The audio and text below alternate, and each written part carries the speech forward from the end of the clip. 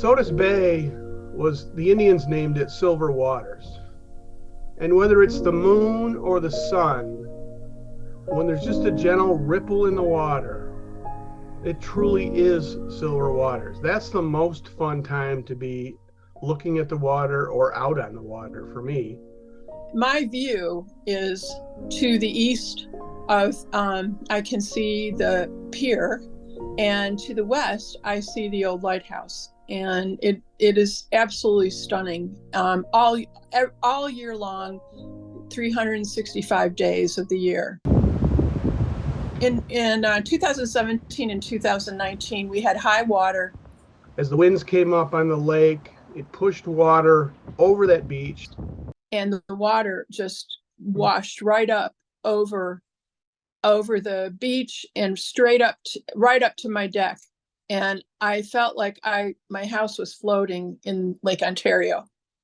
And we had these giant bladders of and sandbags all up and down the beach. It just wasn't even accessible. I mean, so it was pretty bad. Around 17, 18, rock started to be used instead of steel. It's just as ugly, even though it's, I guess, more natural, but it's still a hardened shoreline.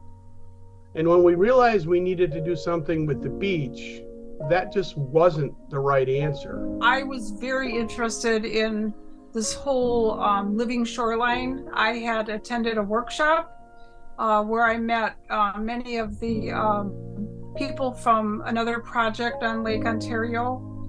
And so there was, when we started to talk about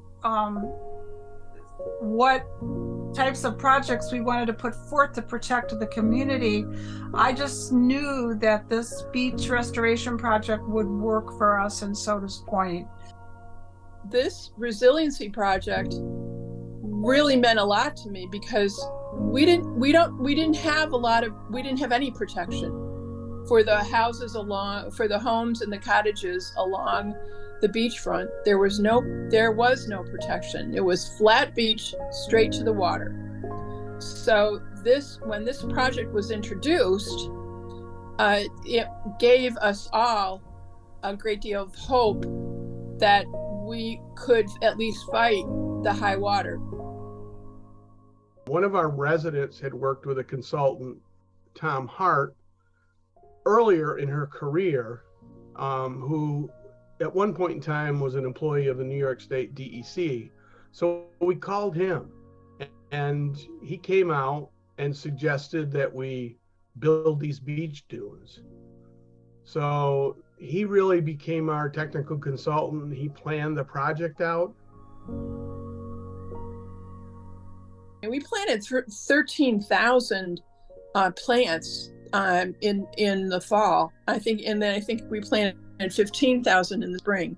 So it was amazing, and the people that don't even live along the beach helped. We worked with the Department of Environmental Conservation, the DEC, the county, the village of Sodus Point, and then most importantly, members of the community, because they really bought into this. This is not the way it was going to go at first, trust me. It was a lot of objections and concerns that sand wouldn't work on the beach. So it worked. We did it. It's fabulous. Now that it's done, it's just stunning. It's stunning the way it looks. It changed the entire atmosphere of the beach. I mean, not only did we protect our community, but we also have a wonderful view that's right behind me every single day. My kids want to keep this place going, and they want to keep it for their children and then their grandchildren, because it's just so beautiful here. It's just, there's no place like it. I'd like to thank the American Shore and Beach Preservation Association for this award. We are honored to receive such a great award with so many other fantastic beaches around the country. I'd also like to thank New York State for funding this project with us and making projects like this possible after the high water events that we had. I need to thank Tom Hart, who was our consultant on the project. He's been incredibly fun to work with. He's done a great job. And he's not part of a big firm, so it didn't cost us a fortune. He's made a lot of friends in Sodus Point as a result.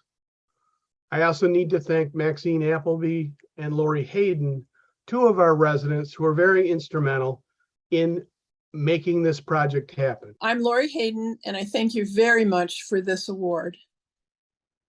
Thank you so much. It just means a lot to me, from being involved in this from the early days of standing at the end of the pier with a few people that were interested in this project, looking back and going, we're going to do this. And we did.